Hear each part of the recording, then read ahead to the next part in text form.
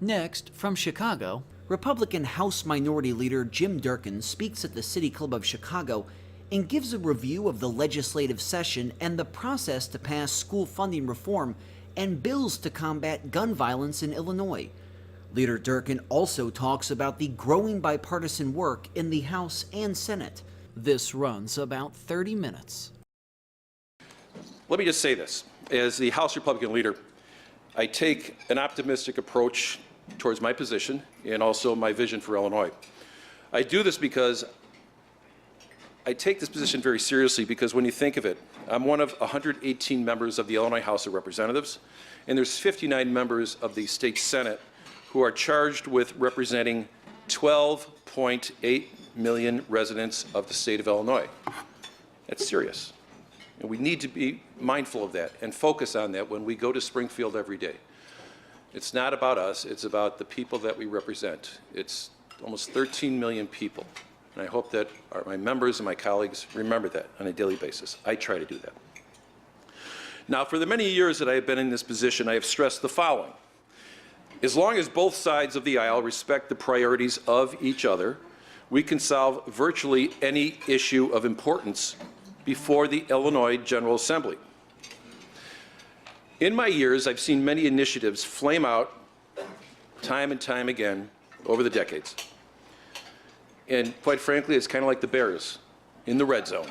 And boy, they've got red zone problems, guys, and as much as we do. We have red zone problems in Springfield. So unfortunately, we're both in the same situation, but I think that we're going to probably move in a better direction than our friends over in Soldier Field. But let me say this. But the initiatives that have been presented have been one-sided, pushed through by the majority party that were not in the best interest of the state of Illinois.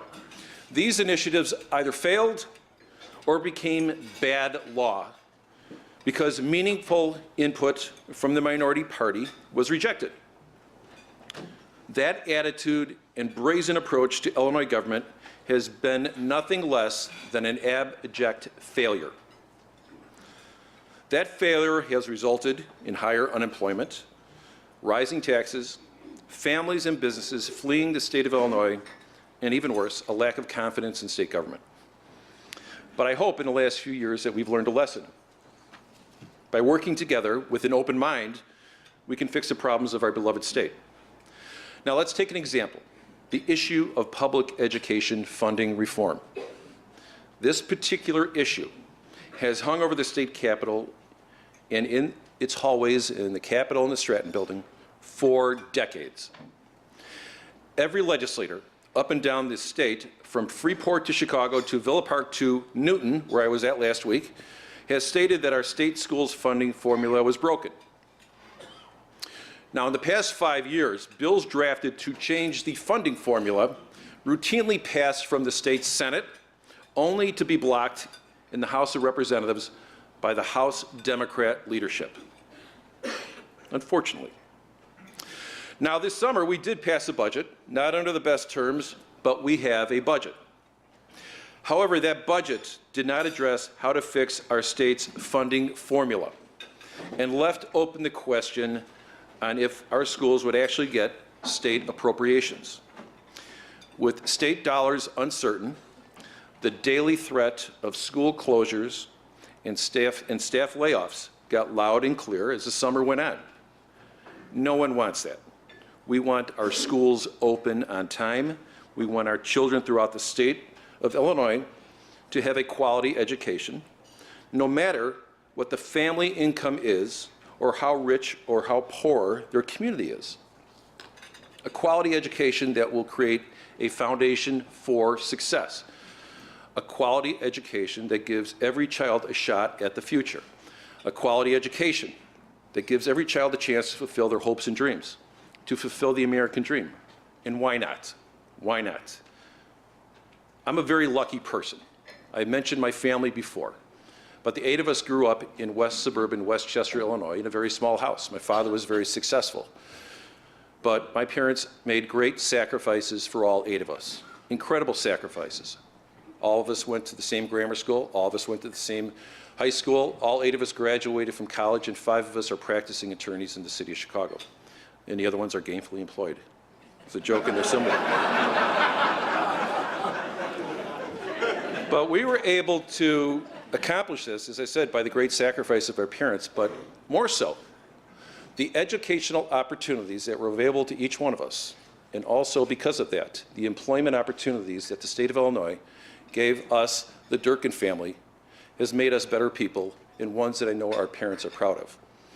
So I hope that this is what we can do for generations to come, and by making that very difficult decision in that tough bill that we just passed.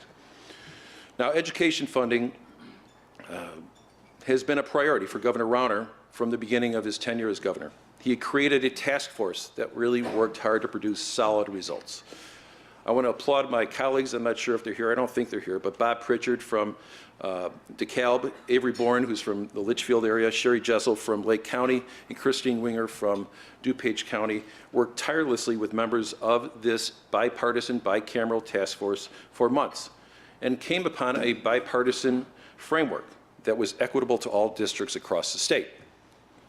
Sadly, here we go, red zone, that seemed to be kicked. I will say that the work that that commission created was kicked to the wayside as session went along.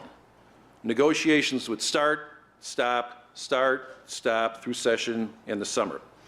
I was as frustrated as every one of my colleagues, but also everyone in Illinois, and was not going to let the summer pass without concluding this issue.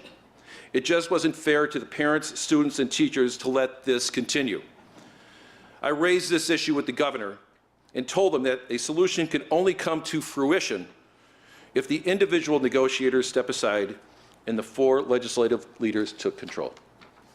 He agreed with me, and we started our work in earnest with the leaders to drive the best deal we can, and for once, a deal that reflects Republican priorities, education priorities. The leaders met a number of times to resolve this issue.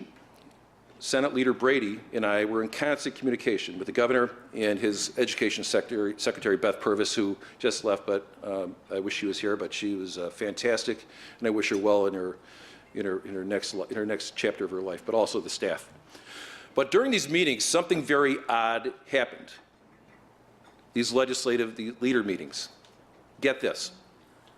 We got along. We discussed the issues freely, and we actually negotiated in good faith for the first time in over 3 years. And in the end, we found the pathway to bring this extremely important issue to a negotiated conclusion. And yes, the priorities of both Democrats and Republicans were achieved. For the Republicans, we were able to achieve what was once thought to be impossible, bringing a scholarship program to help students and parents, allow them to make a choice in low-income areas for a better education for their children. Other Republican principles, such as unfunded mandate relief, charter school parity, property tax relief, were all included in this bill. All of these issues, at one time or the other over the past many years, have been introduced and have never received a fair hearing. But they now are the law of Illinois. And I'm very proud of this work that we've done collaboratively between myself and also the Democrat leaders.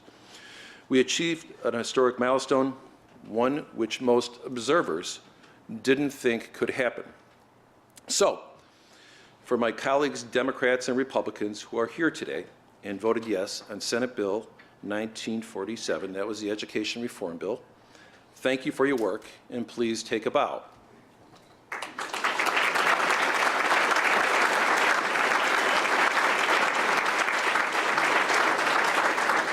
And for those of you who voted no, remain seated. But that's not the only one we should be proud of this year, not the only initiative that we should be proud of. Just a few months ago, we also had another success that came to be through bipartisan negotiations. As everyone across the nation is aware of, our state, and specifically the city of Chicago, is plagued by gun violence, to the point that we are known across the nation for the murders that occur every day of the week in, week out.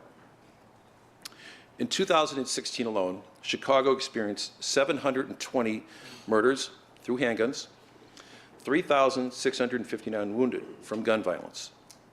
That's just within the city of Chicago. What are we doing, and what are we not doing? But what I do know is the profile of those shooters who destroy neighborhoods daily, repeat gun offenders. This is corroborated by the men and women at the Cook County State's Attorney's Office and also the men and women and the heroes in the Chicago Police Department. I've talked to him and Eddie Johnson about this. He testified in committee with me. He was shot and he was wounded in a gun battle many years ago. I served as a prosecutor at 26 California back in the 90s, and this is an issue that I take very serious. It's very important to me. Now, back in January, when we had the swearing in of the legislature, new legislature, I made a statement at the swearing in of this General Assembly, and I said that we must address the plague of gun violence, especially that it occurs from repeat gun offenders. And just like solving school funding crisis, Republicans and Democrat leaders, including the governor and the mayor of Chicago, we put partisanship aside to come to a solution that can reduce, that we believe will reduce, gun violence in Illinois, and specifically Chicago.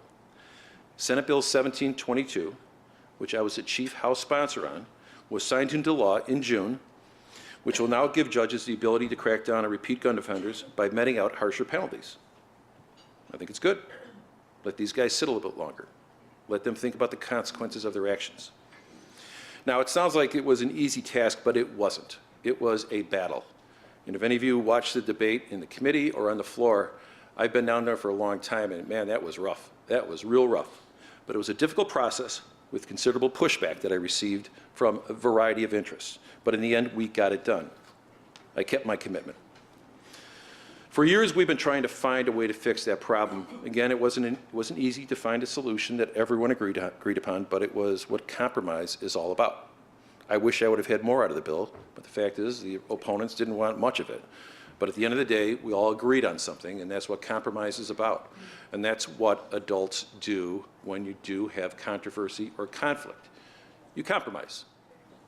And we've had two very important bills, two major public policy decisions where we as adults were able to reach a conclusion.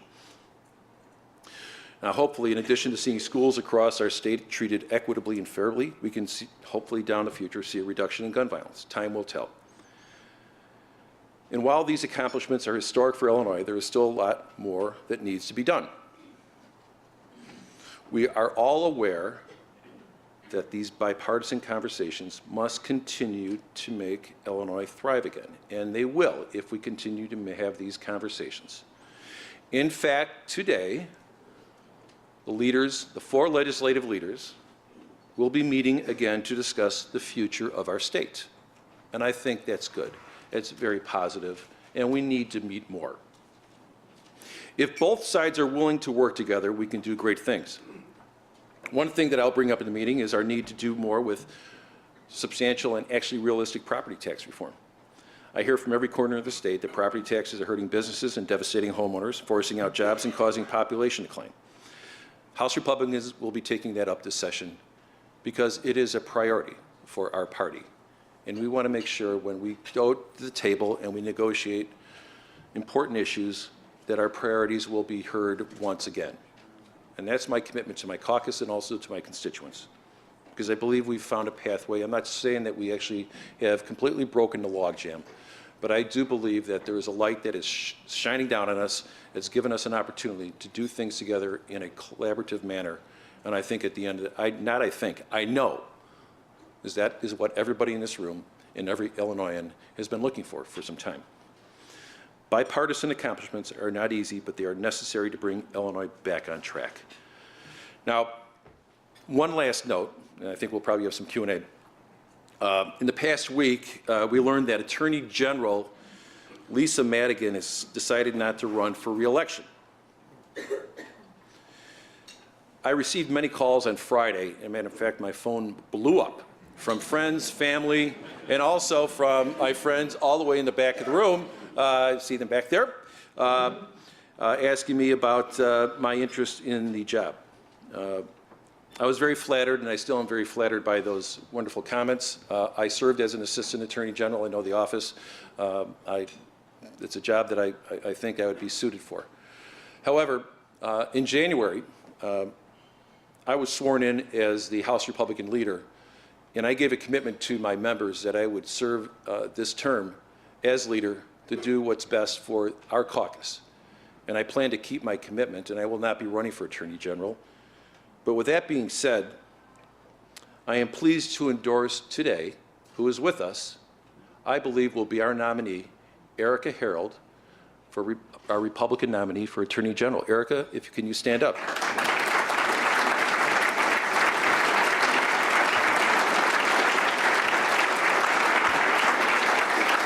I've seen her. She works very hard. We're going to give her a shot, and I'm asking my Republican colleagues to support her as well. It's going to be a tough fight, but I'm with her 100%. So with that, folks, as I said earlier, I take my job with a certain level of optimism because I think we have to.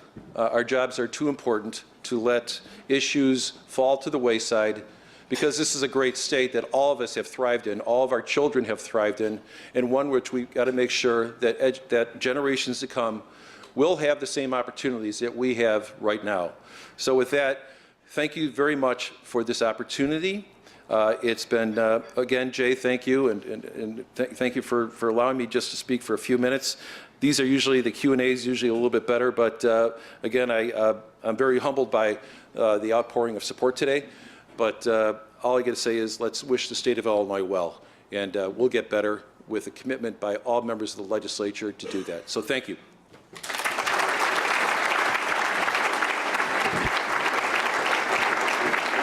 Thank you. Thank you, Leader Durkin. And we have a number of questions. Thank you. I also want to recognize former State Representative Marlo Colvin, the Executive Vice President of ComEd. Marlo.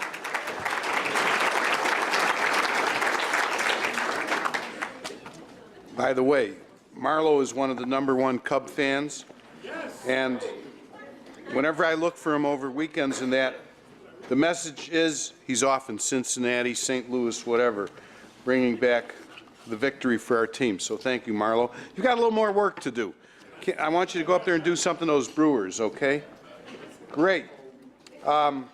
We have a number of questions here.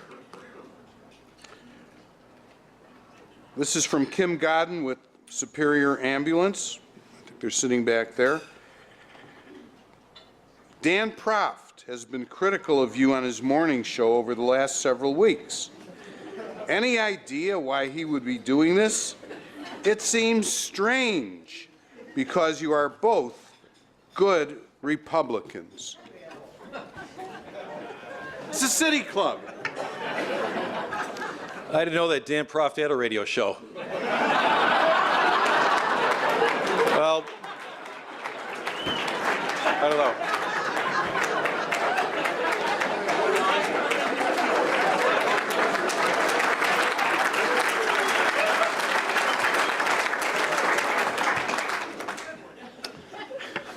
That was excellent. This question's from Don Davis with the Bronner Group. Don, where are you? Right down here. Good. Do you have any updates on the initiative to consolidate the numerous units of local government? Well, the short answer is no.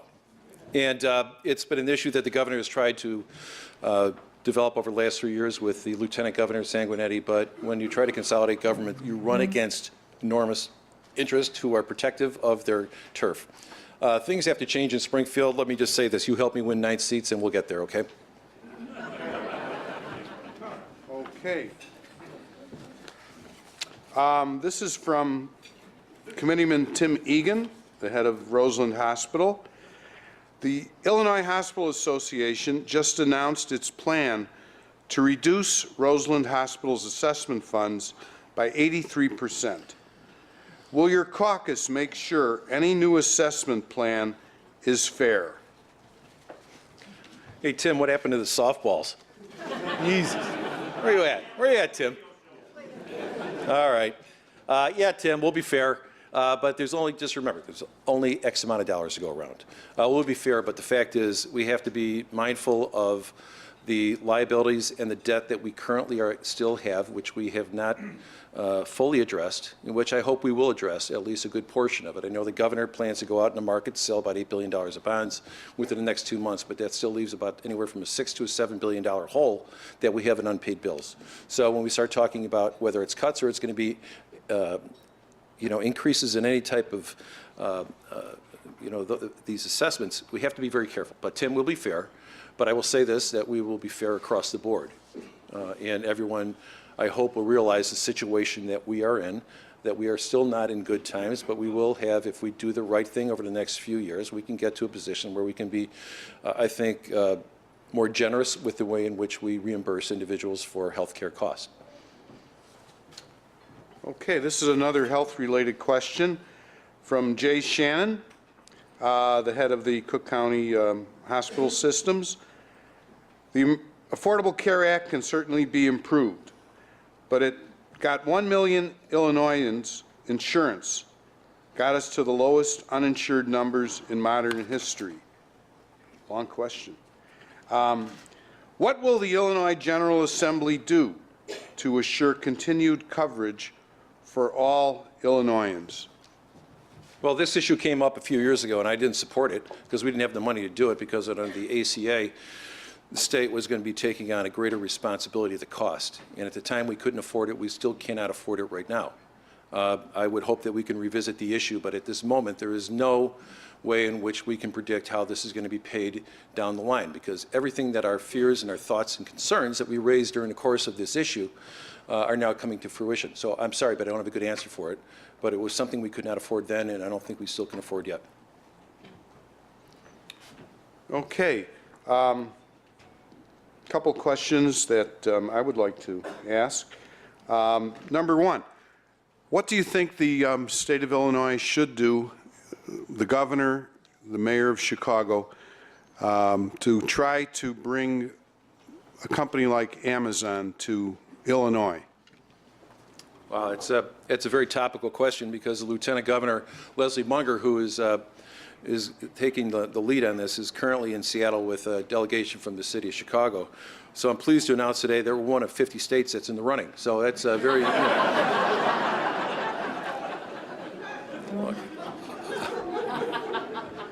We'll find out. I don't think we need to give away the store like Wisconsin just did with the billions of dollars they did for Foxconn, but we need to be competitive. I plan to meet with the governor over the next few days. This is one of the issues that I'm going to bring up. Look, we'll do whatever we can, but I do know that the competition is very heavy, and anytime you start talking about incentives, it brings out some of the worst in people down in Springfield. So, but we need to make a pitch. We need to be responsible. We can't oversell what we can deliver as well. And I think that's the problem when you have in these situations. You'll have states that are going to promise everything, but sometimes they come short, because when you do that, you make these promises. The legislature is the one who actually has to prove it. And it's usually the chief executive, it's the governor, who's going out and making the pitch. And there's no guarantee that a House or the Senate is going to buy into it. So as I said, when you make the pitch, be reasonable and don't oversell what you can deliver. It's pretty good one-liners, James, you know. Okay. A number of members of the legislature have announced that they're retiring on both sides of the aisle. Your predecessor and our City Club Speaker, Christine Radonio. Just this weekend, Barbara Flynn Curry from the opposite side of the aisle. You mentioned Bob Pritchard and the Education Commission. He was on a panel that we did several months ago. What does this mean in terms of the future of government in Illinois and your leadership within the House? A lot of those names that we just mentioned are hitting about 70, or they're over 70 years old. So I would just consider that natural attrition that we have in the House. That's something, I would say that's part of it. Patty Bellock we're lucky we had her, and Patty, thank you for the work you've done.